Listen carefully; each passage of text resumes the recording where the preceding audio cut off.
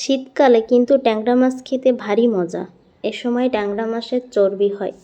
এখন ট্যাংরা কারি রান্না করা হবে। কয়েক পিস ছিল, ট্যাংরাগুলো পরিষ্কার করে রেখেছি। সঙ্গে একটা ভেটকি মাছের মাথাও, একটা মাথা ছিল তো ভাবছি একসঙ্গে দিয়েই রান্না করি। লবণ হলুদ মাখিয়ে মাছগুলোতে লবণ হলুদ মাখিয়ে কিছুক্ষণ রেখে দিব। আমি সাধারণত যে কোনো মাছ দিয়ে কোনো আইটেম রান্না করার আগে লবণ হলুদ মাখিয়ে কিছুক্ষণ রেখে তারপরে ভাজি করি, তাহলে তরকারির স্বাদটা একটু চেঞ্জ হয় বা ভালো লাগে। সবসময় একঘেয়েমি তো ভালো লাগে না, এই কারণে মাঝে মাঝে একটু এটা করে নিতে হয়।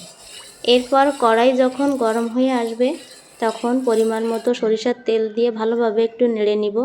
তেল যখন পর্যাপ্ত গরম হয়ে যাবে, ট্যাংরা মাছ ভাজি করতে গেলে কিন্তু একটু সাবধানে ভাজি করবেন, কারণ অনেক সময় ট্যাংরা মাছে প্রচুর পরিমাণে তেলটা ছুটে আসে। এজন্য খুব সাবধানে ভাজি করতে হবে। একটু কড়া করে মাছগুলো ভাজি করে একটি পাত্রে উঠিয়ে নেব।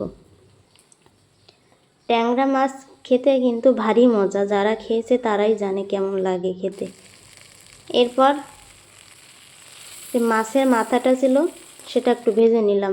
ভেটকি মাছের মাথা একটু আস্তে আস্তে করে ভাজতে হয়, মাছগুলো নরম তো অনেক সময় মাছ বা মাথা ভেঙে যাওয়ার সম্ভাবনা থাকে, এজন্য এই মাছগুলো ভাজি করতে গেলে সাবধানে করে নিতে হয়। এরপর যে অবশিষ্ট তেল ছিল সেই তেলের উপর হালকা গরম মশলা দিয়ে ফোড়ন হিসেবে ব্যবহার করলাম। একটু নেড়ে চেড়ে নিলাম, ভালো একটা মিষ্টি গন্ধ বের হলো।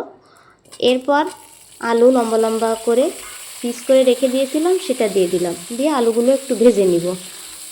আলুগুলো একটু ভেজে আর পাত্রে উঠাবো না, ওইভাবে ভাজতে থাকবে। এরপর একটা মশলা বানিয়ে নিলাম, লবণ হলুদ জিরার গুঁড়া গরম মশলার পেস্ট আর শুকনো মরিচের গুঁড়া, একটু জল দিয়ে একটা পেস্টের মতো বানিয়ে রেখে দিলাম। সাধারণত অনেক সময় গুঁড়া মশলা এভাবে পেস্ট করে দিলে বেশি ভালো হয়। এরপর সে আলুর উপর মশলার পেস্টটি দিয়ে দিলাম, দিয়ে আর একটুভাবে নাড়াচাড়া করে নিলাম।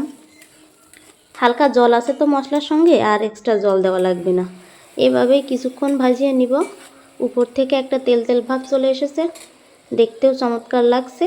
এখন সে ভাজি করা মাছগুলা দিয়ে দিব, দিয়ে আর একটু আলতোভাবে ভেজে নিব। এখন বেশি ভাজবো না, সিদ্ধর জন্য জল দিয়ে দিব, কারণ ভাজি করা মাছ বেশি নাড়াচাড়া করলে ভেঙে যায় তো। আগে থেকে গরম জল করে রেখেছিলাম সিদ্ধ করার জন্য, সেটাই দিয়ে দিব।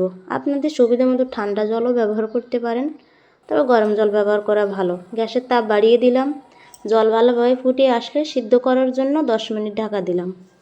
10 মিনিট পর ঢাকনাটা উঠিয়ে একটু নেড়ে চেড়ে দেখব। হ্যাঁ, আমার ট্যাংরা কারি কমপ্লিট। হালকা ঝোল রাখবো, এভাবে নামিয়ে নিলাম। ভালো থাকবেন সবাই।